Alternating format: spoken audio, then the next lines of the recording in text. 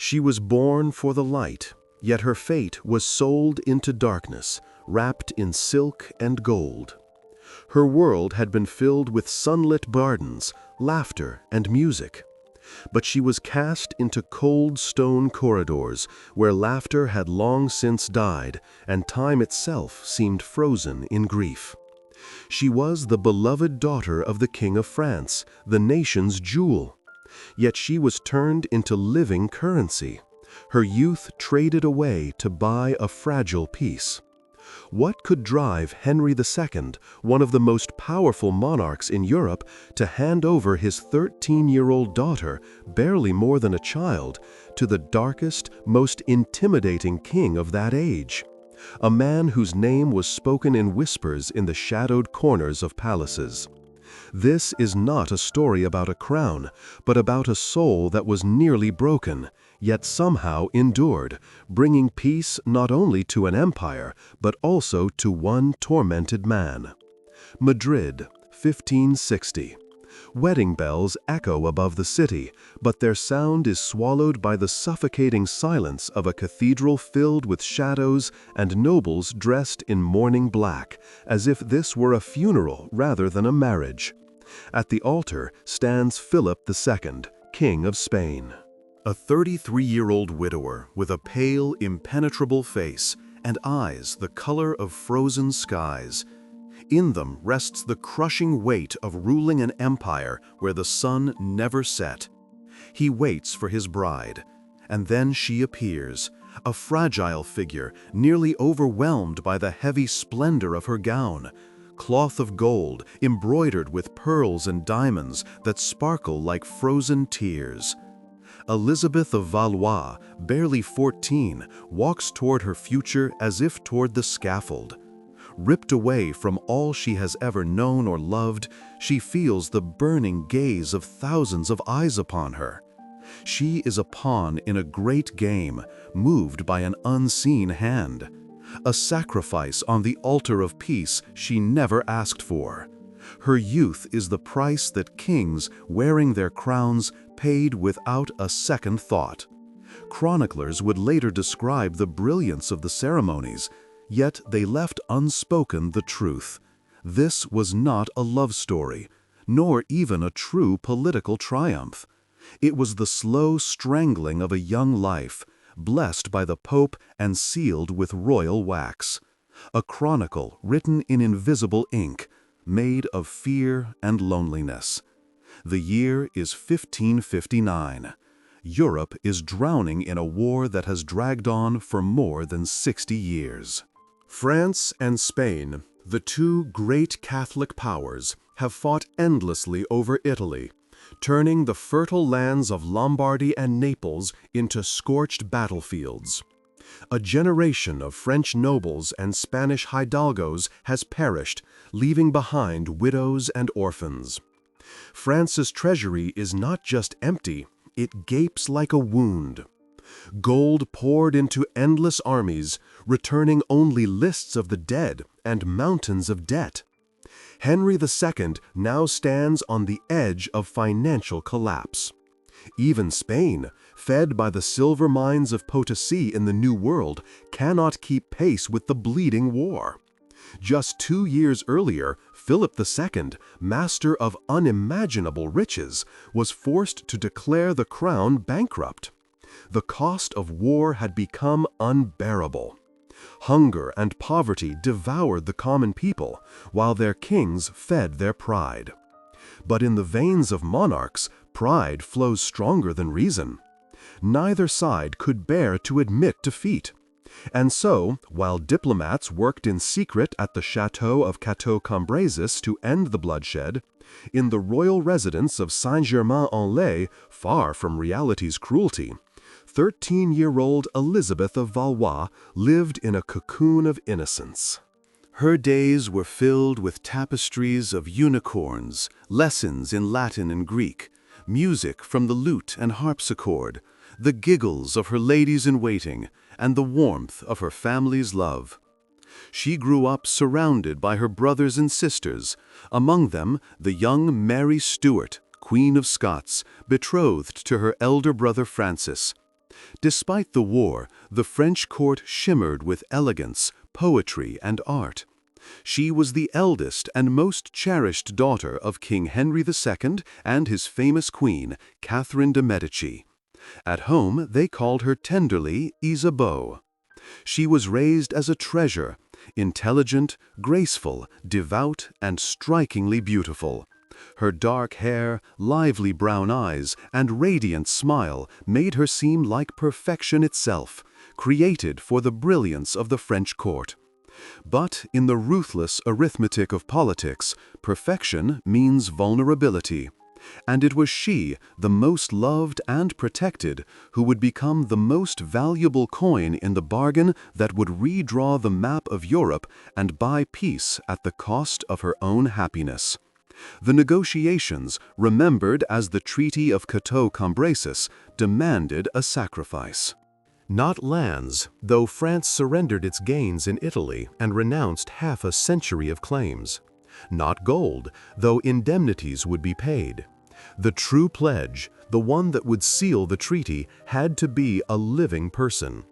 The cold minds of diplomats, men who had never soothed a child's tears or comforted their fears, calculated the price with precision.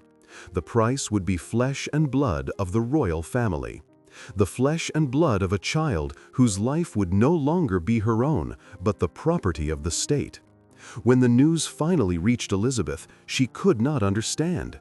Marriage, the word felt weightless, foreign, something out of the chivalric romances she loved to read. She was only 13. She still slept clutching her favorite doll, still played hide-and-seek with her younger brothers in the palace gardens. How could this possibly have anything to do with her? Marriage to the King of Spain? To Philip II? She had already heard his name whispered by servants and ladies-in-waiting. The Spanish king was 32 years old, more than twice her age, twice a widower. His first wife, Maria Manuela of Portugal, had died in agony after giving birth to their only son, Don Carlos.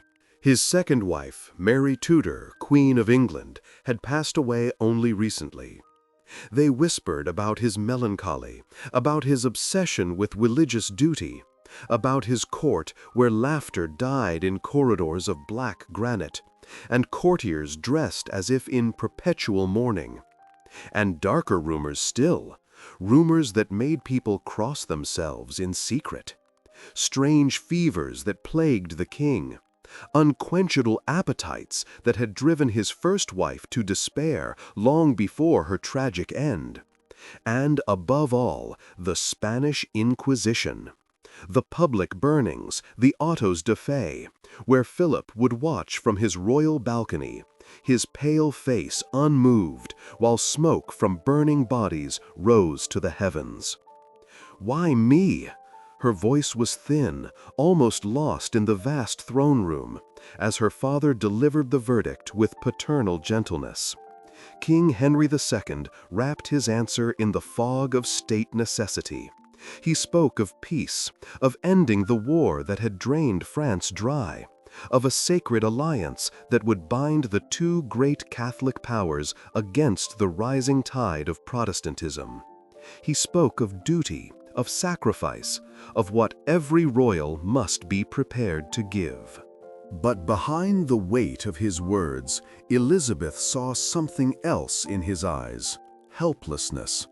Even he, the mighty king, was just a player, and his own daughter had become the most valuable piece he was forced to surrender.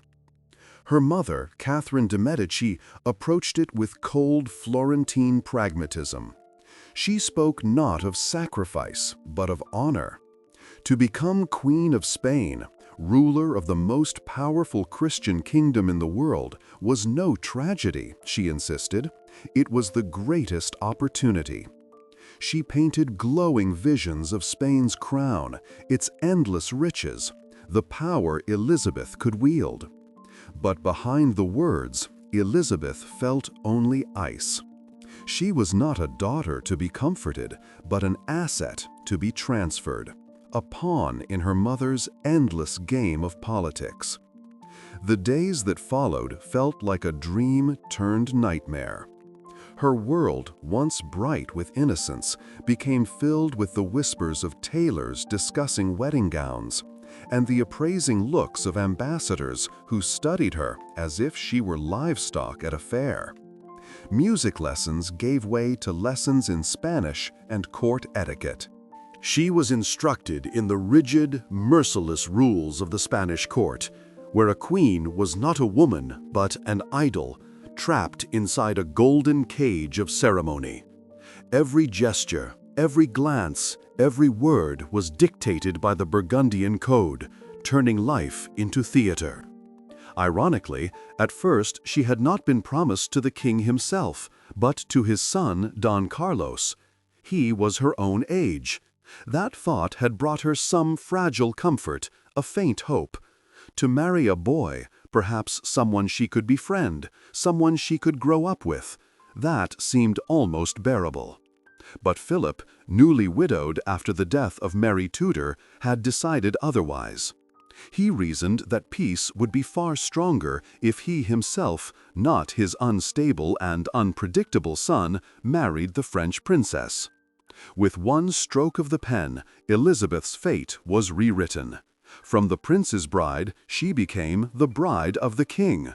This news was the final blow. The thought of marrying a boy was frightening enough, but the idea of being bound to his stern, melancholy father, the man whose shadow loomed over all Europe, was unbearable.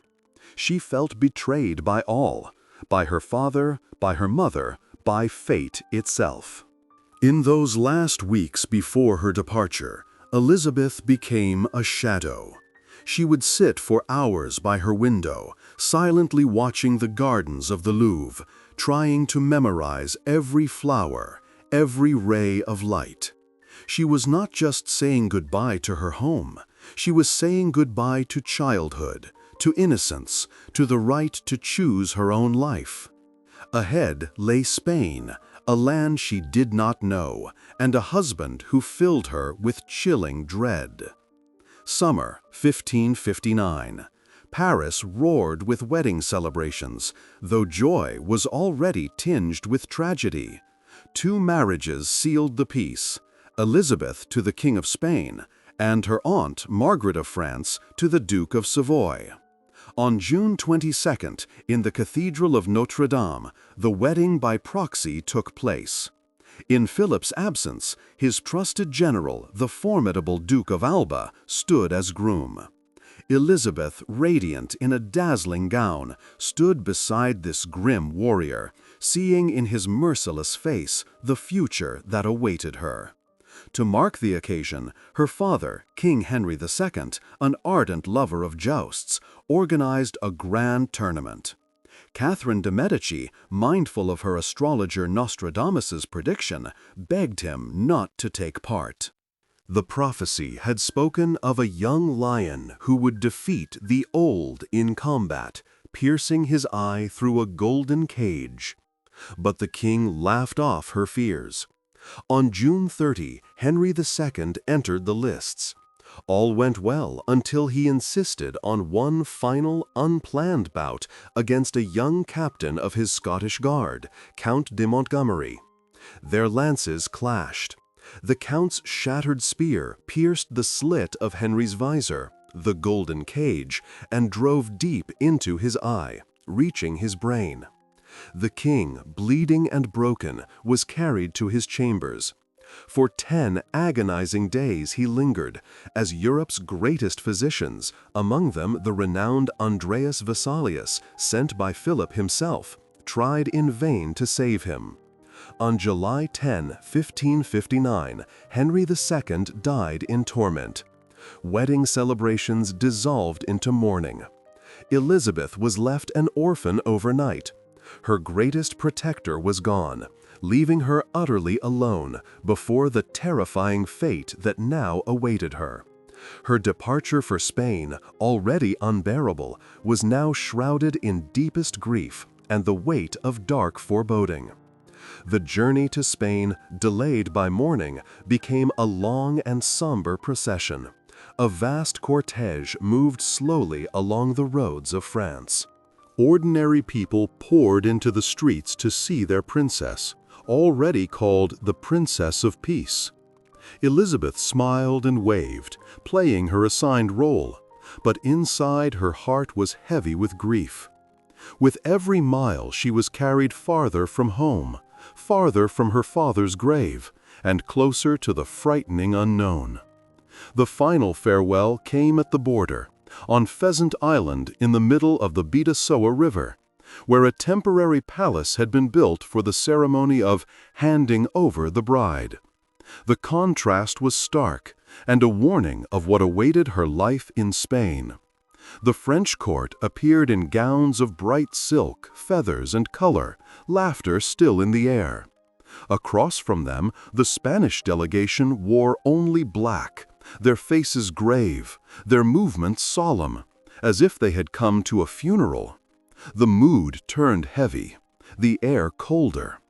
At their head stood the same Duke of Alba, ice-blue eyes, the reputation of a merciless general, a man who seemed to look straight into the soul.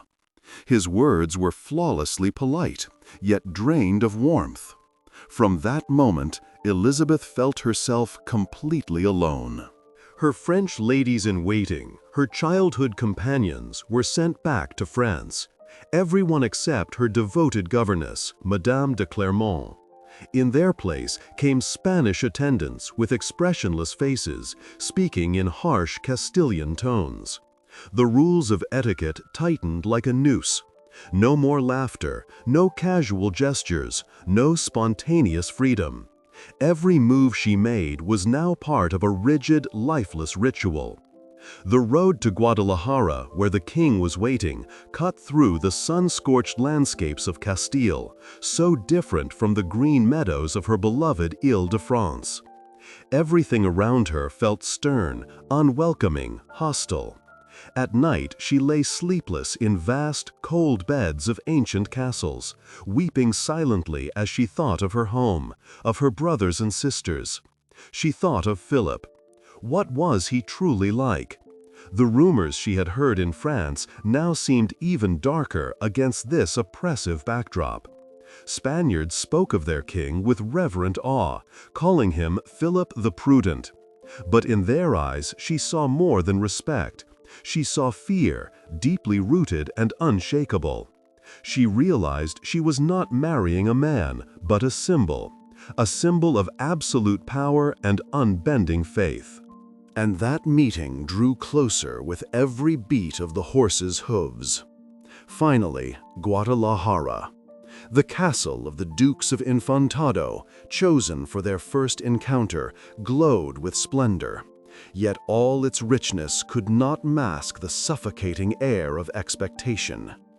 When Elisabeth was led into the great hall, her heart pounded so violently she feared everyone could hear it. The room was filled with Spanish grandees, dressed in black, their faces stern and unreadable, like carved masks.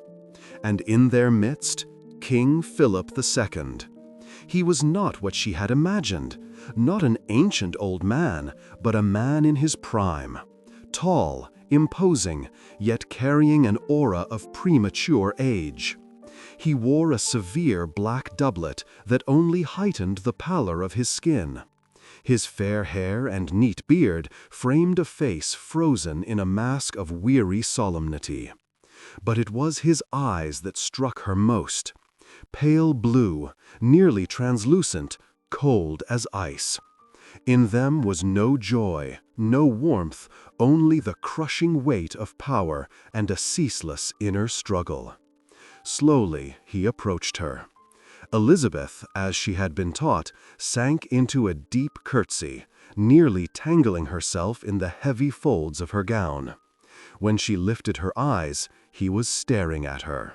It was a long, measuring gaze. He did not judge her beauty or her dress. It seemed instead that he was trying to pierce her very soul, assessing, weighing, reading her as though she were a secret document placed before him. For a moment she felt less like a bride than like a report from a spy, examined coldly by a sovereign, deciding whether it carried threat or benefit. At last he broke the silence. His voice was low, steady, drained of emotion. "Welcome to Spain, madam," he said. That was all. No word of kindness, no effort to comfort a terrified 14-year-old girl. He had done his duty. The ceremony was over. Her first days at the Spanish court became a trial by fire. Life in the Madrid Alcázar felt like existence in a strict monastery. Dark, cold corridors, silence broken only by the footsteps of guards and the tolling of church bells. Her days were mapped out with precision: morning mass, formal audiences, meals eaten in silence, evening prayer. She was constantly surrounded by people, yet she had never felt more alone. Her husband, the king, remained distant and unreachable. He treated her with polite detachment, as one treats a precious piece of state property. They met at meals and ceremonies. At times he entered her chambers, but their conversations were short, formal. He asked about her health, her progress in learning Spanish. He never asked about her feelings, never whether she missed home or felt afraid. To him, she was the Queen of Spain, an office, a function, a cog in the machinery of state. Her private fears meant nothing.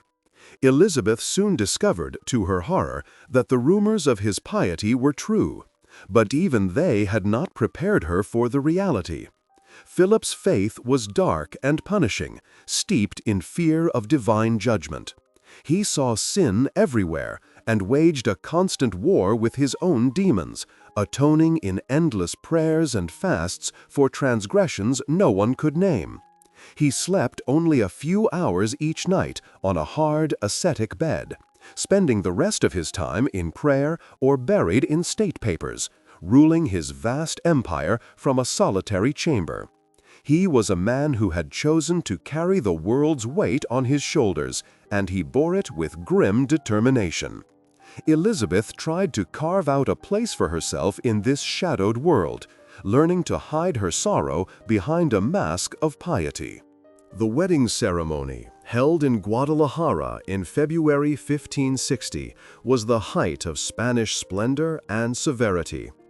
At the altar, Elisabeth felt the weight not only of her golden gown, but of hundreds of eyes, studying her like some rare acquisition. She did not feel like a bride, but like a sacrificial lamb on the altar of politics. As the priest recited words in Latin, she repeated them mechanically, her mind drifting back to the gardens of Saint-Germain. Philip stood beside her, unmoving, like a statue. When he slipped the ring onto her finger, his hand was as cold as marble. In his eyes, she found no spark of warmth, only duty. The wedding feast dragged on endlessly, course after course, while Elisabeth could hardly swallow a bite. She was the focus of all attention, yet felt invisible. To everyone, she was a queen, the symbol of a Franco-Spanish alliance. To no one, she was the frightened girl with a broken heart. The bridal night was her deepest dread. The thought of intimacy with this cold, distant man filled her with terror. When they were left alone in the vast, dimly lit bedchamber, she froze, bracing for the worst. Philip, however, showed neither passion nor cruelty. With the same impenetrable expression, he did what he considered his marital and royal duty, the begetting of an heir. It was done quickly, silently, without tenderness, more a bureaucratic necessity than an act of love. For him, it was a dynastic obligation, another state duty to be recorded in the ledger. For Elisabeth, it was the end of innocence, a cold, impersonal violation sanctioned by church and crown. That night, she understood her childhood was gone forever. She was no longer herself. She was a body owned by the Spanish monarchy. The months and years that followed changed little in routine, but transformed Elisabeth herself. Slowly, she adapted. She mastered Spanish, absorbed the intricate court etiquette, and perfected the mask of an unshakable queen. Yet beneath it remained a quick mind and a gentle, kind spirit. To everyone's surprise, this young Frenchwoman began to soften the harsh atmosphere of the Spanish court. She brought with her a touch of elegance, of fashion, even a quiet lightness. Her apartments became a rare island of warmth in the dark Alcazar, where music played and hushed conversations replaced oppressive silence. Even Philip seemed to thaw in her presence. He began spending more time with her, their conversations shifting from formal pleasantries to something more personal. He discovered not a decorative doll, but a sharp, perceptive mind and a tender soul. He began to confide in her, his worries about the rebellion in the Netherlands, the looming Ottoman threat.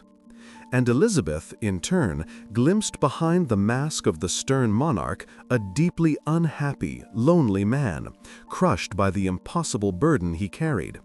She never loved him as a man, but she grew to feel profound compassion for him, even a kind of tender attachment, like one might feel for the sick or the suffering. She became more than his wife. She became the only person before whom he allowed himself the smallest vulnerability. She comforted him through his bouts of melancholy, read to him when insomnia plagued him. She became his Isabelle de la Paz, Elisabeth of peace, not only for his kingdom, but for his tormented soul. It was she who managed to reconcile Philip, if only briefly, with his own son, Don Carlos, whose behavior grew ever more unstable. And yet, despite this fragile closeness, Elisabeth's life remained tragic. She was forever an exile, aching for her homeland. Her health, weakened by foreign climate and constant strain, began to fail, and her greatest duty, bearing an heir, became her greatest torment. The Spanish court and all of Europe waited anxiously for the queen to deliver a healthy prince, but several pregnancies ended in heartbreak. Each miscarriage was not only her personal devastation, but a national calamity, sparking fresh rumors and desperate prayers. Doctors subjected her to exhausting and often brutal treatments that only worsened her fragile condition. Philip, outwardly stoic, nevertheless suffered with her. At such times, he set aside all affairs of state, sitting for hours at her bedside, an unprecedented act for a monarch ruling half the world. In those moments of shared weakness, the bond born of political calculation deepened into something else, a partnership of two lonely souls, finding solace in each other amid the cold machinery of power. At last, in 1566, after 7 years of marriage, Elisabeth gave birth to a daughter, named Elisabeth Clara Eugenia. The birth was long and harrowing, and the queen came close to death. The arrival of a girl, not the longed-for boy, was a disappointment to the court, but Philip was overjoyed simply that his wife had survived. He adored his little daughter and showed unusual tenderness toward Elisabeth. A year later, she gave birth to another girl, Catalina Michaela. For a brief time, it seemed that fragile happiness had finally entered their family. Elisabeth found joy in motherhood, and the presence of the young princesses brought life to the dark, oppressive halls of the palace. Philip, looking upon his wife and daughters, would sometimes even smile, an act so rare that courtiers called it a miracle. Yet the shadows above Elisabeth never lifted. Her health had been permanently weakened. Worse still, news from her native France tormented her. Bloody religious wars were tearing the kingdom apart, Catholics and Huguenots locked in merciless strife. Her own mother and brothers were at the heart of the conflict, and Elisabeth, queen of the most Catholic nation on earth, found herself torn painfully between loyalty to her new homeland and love for her old one. The year 1568 became fatal for Spain. Tensions surrounding Don Carlos reached the breaking point. His reckless behavior, His cruelty and his clear signs of mental disorder, worsened by a fall down a staircase, proved unbearable. When it became known that the prince planned to flee to the rebellious Netherlands and perhaps even plotted against his father, Philip took the unthinkable step. On the night of January 18, he personally entered his son's chambers with guards and placed his own heir under arrest. Don Carlos died in confinement 6 months later, on July 24, under mysterious circumstances, giving birth to the dark legend of filicide that would haunt Philip for the rest of his life. This family tragedy weighed heavily on the king and the nation. Elisabeth, who had always tried to mediate between father and son and felt a sisterly pity for the doomed prince, was crushed with grief. In that same year, she became pregnant once more. All of Spain, shaken by the loss of the heir, prayed that this time a long-awaited boy would be born to save the dynasty. But the pregnancy was difficult from the start. The queen wasted away before their eyes. Her pallor and weakness frightened the court. Doctors were helpless, and their harsh remedies only deepened her suffering. In early October, premature labor began. After several days of agony, Elisabeth delivered a stillborn daughter. Her strength was gone. Philip never left her side. He held her hand and, as witnesses reported, for the first time in his life, he wept openly before the entire court, forgetting the royal dignity and the mask of stone he had worn for decades. He watched as the light of his life faded. His Isabel de la Paz, the only soul who had brought peace to his tormented heart and made his world a little less dark. On October 3, 1568, Elisabeth of Valois, Queen of Spain, died. She was only 23. Her death struck Philip like a blow from which he never recovered. He withdrew into deep mourning, locking himself away in his chambers at the Escorial, still under construction, and carried his grief until the end of his days. Though duty forced him into another dynastic marriage, he never ceased to mourn her. He had not only lost a wife and the mother of his children, he had lost the only person who truly understood him and gave him fleeting moments of happiness. He was never the same again. The tragedy of Elisabeth of Valois is not merely the story of an unhappy queen. It is the story of how the merciless machinery of politics grinds human lives into dust. She was a pawn, sacrificed for peace. Yet through kindness, intelligence, and quiet dignity, she conquered the heart of the darkest monarch in Europe and won the love of an entire people. She came to Spain as a pledge of peace, and she remained in its history as Isabel de la Paz.